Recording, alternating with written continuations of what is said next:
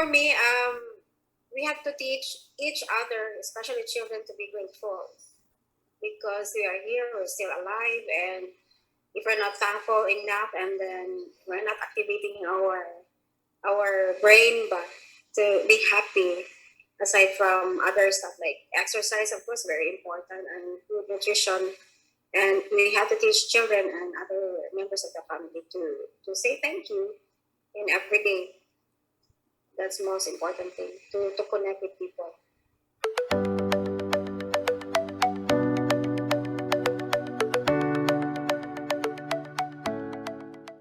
Good day to all of our listeners here at Asenyor Fireside Chat. We are very happy to have with us the major people running the organization. This is your host, Bobby Ancheta, and together with me is the co-founder of Asenyor, Lev Kalang. Hello, Lev. Hi, Sir Bob. Good morning.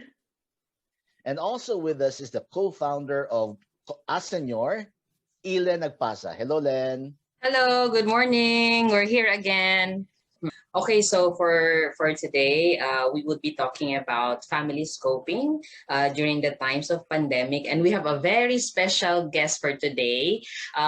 She has been with clients, she's handling clients for around 20 years already. She's very good with children and family, and she's also a specialist in trauma management and an expert witness in courts.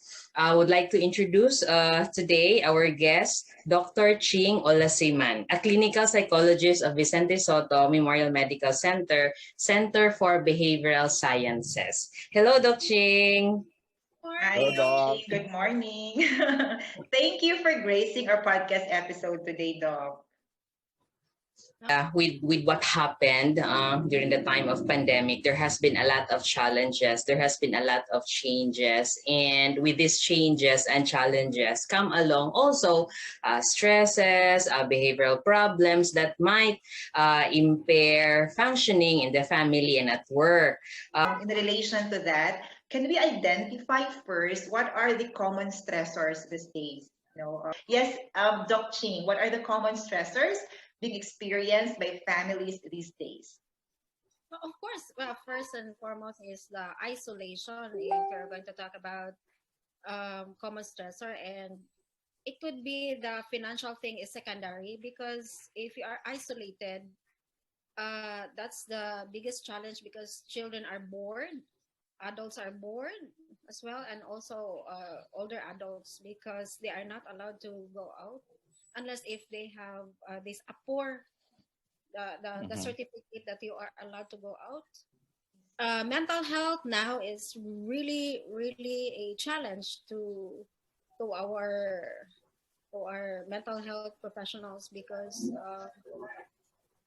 children and older adults are actually at risk now because they're at home, and parents actually know their children now. They know more because they're mostly at home, and violence at home actually Yeah, escalates. okay. Yes, that's true. Not Um, violence some Now, ways. aside from that one, just allow me to add, there are also reports, maybe at this time rumors, but there has been reports that when children cannot go out of their house, they are exposed to, not in all homes, but the violence that is taking place within their domestic lives, Mhm. especially when you have couples, you have parents who have marital problems and who engage in violence as well.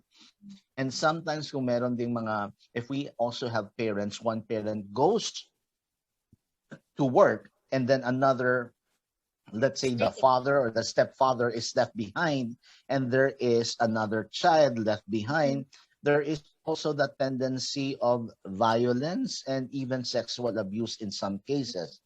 So Yes. we do not have specific names to name them, but there have been anecdotal records that identify such cases happening.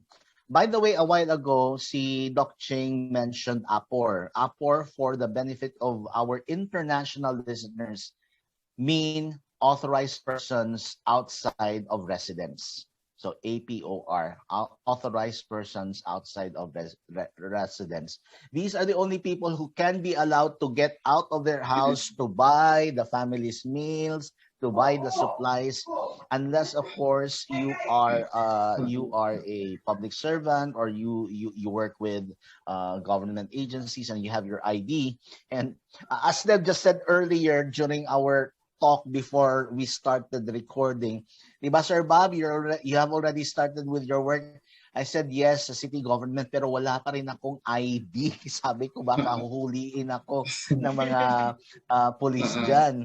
But anyway, we Yeah. are actually undergoing a lot of stress, and I think we can go further with Yeah. Ma'am Ching. Stresses and isolation, like as what Doc Ching had said, that isolation has a lot of repercussions, like because human as we are designed to connect. Okay, as a human being, we're designed to socialize, to connect, and with isolation, it leads us up to this kind of nature that we have. So that is why it's really a big challenge. Mhm. Yeah, increasing depression and anxiety, and a lot of suicide report now happening, and it's really difficult because we are only few, and we are actually asking help from a university intern student to help us with that ed also during pandemic. And yeah, there's actually some parts of the things that I know about mental health where I work now. And I think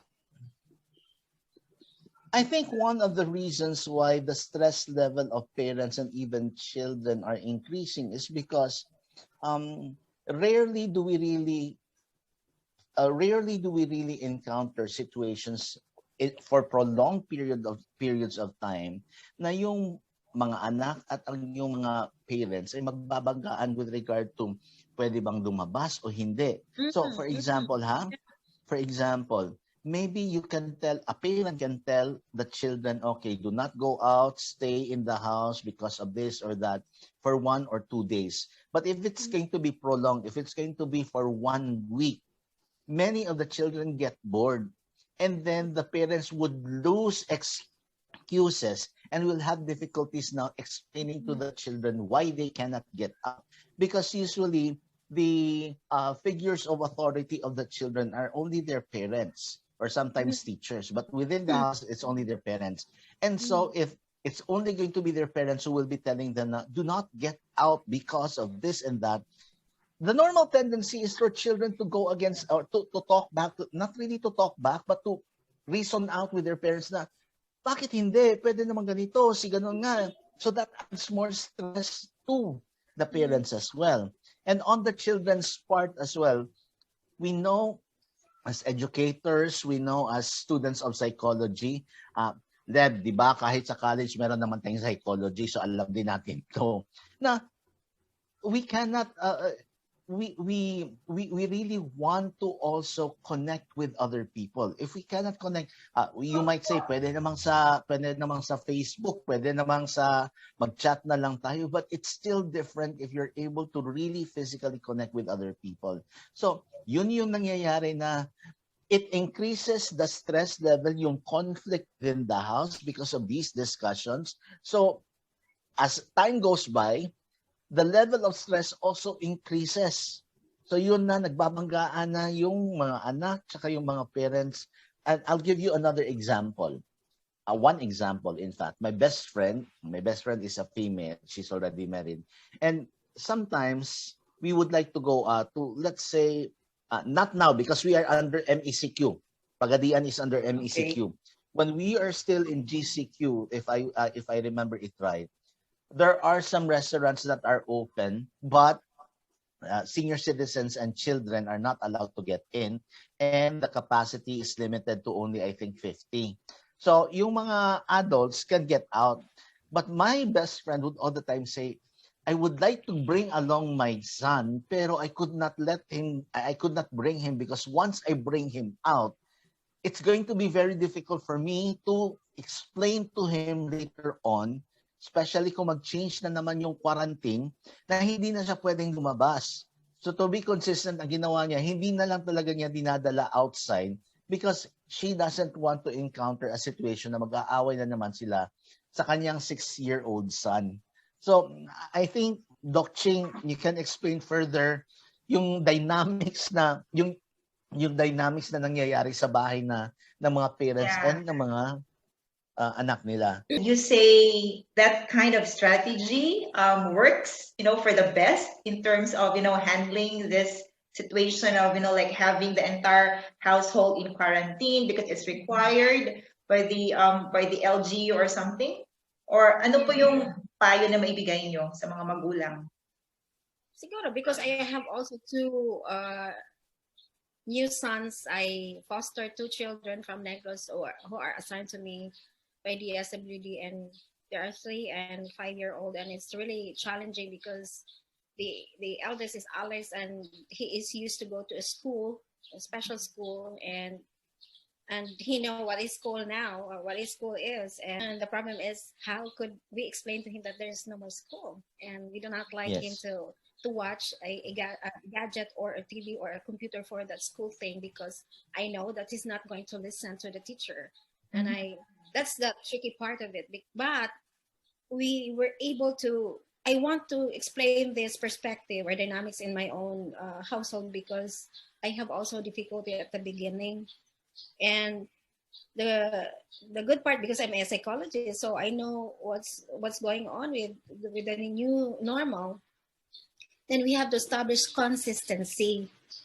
First, these children has to wake up by, let's say, about 6, and they have to run within the backyard. I'm blessed because I have a backyard, or they have a front yard that they can actually run and play with their bicycle and balls. But they have to wake up specifically at this time, and then afterwards they have to eat. They have to take a shower or bath outside, whatever they want, and then eat and then sleep. Very specific on the activities, because normally in a normal days, the children has to go out for school, and parents send them to school to their second parent, which is the teachers, and nothing further. And then when the children are here at home, the work is actually overloading your senses. So you need consistency. If first thing in the morning, you need to wake up at this moment, at this hour, and then next and next and next, until it will become a habit. I think it's the same with what other experts are saying, that we should really develop a particular consistency in our routine. For example, even working parents, even working moms, working dads, working from home, despite the fact that you do not anymore go to your office, you do not anymore travel, it doesn't mean na dahil you're just at home, you don't need to take a bath anymore, you don't need to organize your workspace and so on. Experts would still say, nevertheless, maintain a regular work schedule, a routine in which you will be able to follow, just to be able to keep your mental alertness. I don't know what the term is. Stability of mind, because we're in the new normal already, and if we do not develop a certain degree of consistency, our work life, our life within the house, within our domestic lives will also be affected. Because having consistency, having a structure, having a routine, it has also had an impact on our well-being. Like, say, for example, just having a routine and having a structure, it gives us a little bit of sense of control. Like, this is what I'm going to do at 9 o'clock. This is what I'm going to do at 12 o'clock, things like that. And with that kind of a sense of having control, anxiety, a lot of people who are vulnerable or at risk with anxiety are those people who perceive that they lost control. So the structure, having a structure can help that. And also, having structure and having consistency can also give you a sense of boundaries, like this time is work time and this time is a household time, things like that. So having a boundary can also give us a map or template as to how our day would go, and this would really help a lot rather than not doing anything and then just go with the flow. Yes. Okay, I would like to ask something. Yung pinag-usapan natin earlier, the things that we were just talking about earlier, we're dealing with the common things that happens within the house. But there are also other individuals, other families who undergo certain trauma. I would like to ask Doc Ching and even Elen, what are these trauma that some families are undergoing, and what are the mechanisms, what are the steps, what are the things that we can do to be able to lessen the impact of these trauma which some families are experiencing? That's really difficult to answer, sir. Actually, especially if the cause of trauma is your parents or your mother or father, it's really difficult to Yes. answer. And mostly a teenager now who can actually express their feelings, and if they know that we have Facebook page to help them, they're actually telling us that their parents is doing this and doing that, and they cannot even run away because police will get to Yes. them. Yes. That's not really Yes. difficult. I cannot really answer because it's way different here in the Philippines compared to other nation, because the protective unit is not really in place. We know that So there is that strong. We cannot do something about it. so that means perhaps our country, our the government, even the local government units, perhaps can already think of establishing a program similar to the 911 Yeah. Mhm. 91 parang health center, call center na if ever there are emergencies, not only related to physical emergencies, even mental emergencies. Dahil merong mga hotlines, di ba? We have already talked about hotlines Yeah. for those who may, these may be other issues, but yung sinasabi natin na yung sa HIV hotline, if they just wanted to talk to someone, para lang to be able to help them cope with their mental stress, to be able to maintain their mental health. Mas mabuti kung merong mga ganyang pamamaraan so that we will also be able to lessen instances of suicides dahil meron ding mga, we also have some individuals who cannot anymore cope with their problem na the only way the only way out that they could think of is ending their lives. I think, yes, that's something that we can perhaps advocate in our local government units and even in the national government, that we already have somewhat like a hotline where which people can call, dial, and express. But let's say, for example, it's the other way around. There may be some children, and we have heard of some instances, although this is not prevalent, but there are some children, some teenagers na inaabuso din nila yung mga parents nila. Wala nang control yung parents nila sa kanilang mga anak. What should be done, Doc? Yeah, we have so many things like that because of problem of parenting, but only few cases actually reported on that kind. But mostly the report here at the protection unit of the Vicente Sotto, mostly children and teenagers are being abused by their parents and incest by their neighbor and known to children. Yeah. But for abuse of older adults, we have few, actually very few, but 90% of the report are actually children and older adults who are abused. In connection to that, no, what, because like, for example, in a family with older adults, like yung may mga parents na seniors na or they're living with their grandparents, so the primary caregivers are like undoubtedly the family members, di po ba? So Yes. what advice could you give to the family members like on how to deal with older adults in their respective families, especially during these times of pandemic. So what advice could you give to the family members, who are taking care of seniors in their households? Just like to add this, for us here in a senior, because we do, we conduct trainings, right, for, say, those who will be retiring or they're retired already. We also have trainings for the dependents or the family members in the area of giving care, right, Ellen? So we have this program that we're also offering, as part of the retirement transition assistance workshop or training. Because, of course, that's important, like the entire ecosystem that supports the aging population. So firstly, dapat alam din ng family members talaga nila so what the needs are of these older adults and how to properly address those needs. So just going back again to what we talked about sa barangay level, training maybe even basic skills, basic approaches sa mga barangay tanod who encounter situations like these.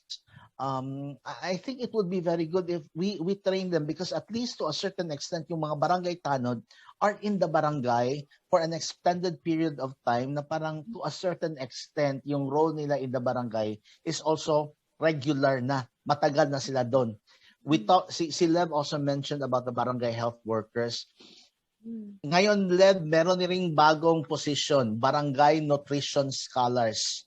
There is a difference between the barangay health workers and the barangay nutrition scholars. Mas bago tong nutrition scholars. I asked them, what's the difference between the two? I will not get into detail of the difference between the two, but barangay level has already instituted these particular positions and more or less regular na sila, because hindi kagaya ng iba na after, let's say, 3 months, mawawala ka, or 6 months, mawawala ka. Etong mga tao na nasa barangay, they stay with the barangay for a longer period of time. Na parang regular na rin. And it's really good if we would be able to help give them training. Going back to what Doc Ching had said, this could be like a perennial problem with regards to the continuity if we wanted to top those LGUs, those in the grassroots, because of the some of those who undergo the training are just like job orders and they would end their contract, and then or like if the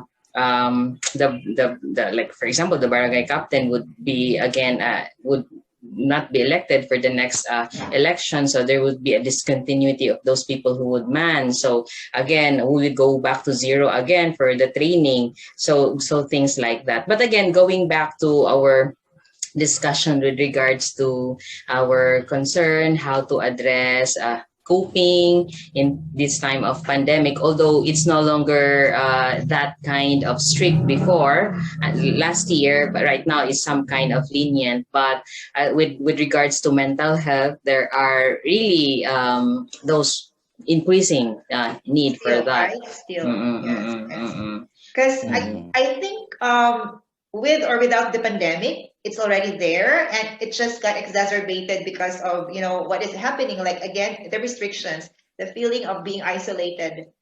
And so one, seek help or try to reach out to somebody, express the needs that we have or the concerns that we have. And then aside from that one, try the other suggestion given by Doc Ching was also to make sure, and also given by Ellen, to make sure that we maintain a certain routine, a certain, let's say, day-to-day program in our lives, so that we will still be able to gain some degree of control, and therefore we will not be, hindi tayo mawiwindang sa pag-navigate natin in this time of the pandemic. Anything else, Doc Ching and Ellen, that you would like to add to at least two of the steps that we mentioned? Well, for me, we have to teach each other, especially children, to be grateful, because we are here, we're still alive, and if we're not thankful enough, and then we're not activating our brain to be happy, aside from other stuff like exercise, of course, very important, and good nutrition And we have to teach children and other members of the family to say thank you in every day. That's the most important thing, to connect with people. Thanks, Doc Ching. Thank you Ilan, so parting much, words? Dr. Yeah, yes, I agree. Being grateful for the things that we have, okay, not longing for those who are those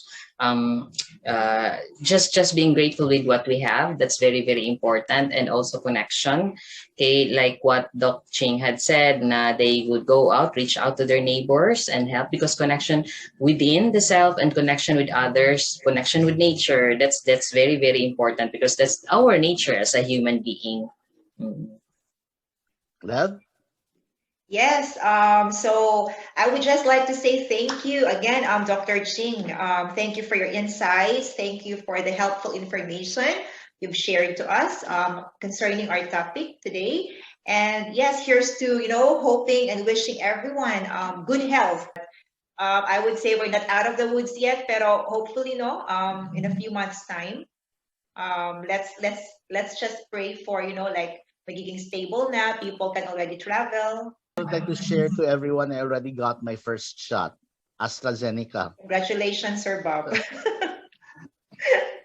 I think this is another thing. This is another thing that we Yeah. should tell everyone. Do not intimidate children about needles, dahil karamihan ng mga tao natatakot sa mga needles. I think my threshold for pain is quite average dahil nagdodonate ako ng dugo. I'm a galloner.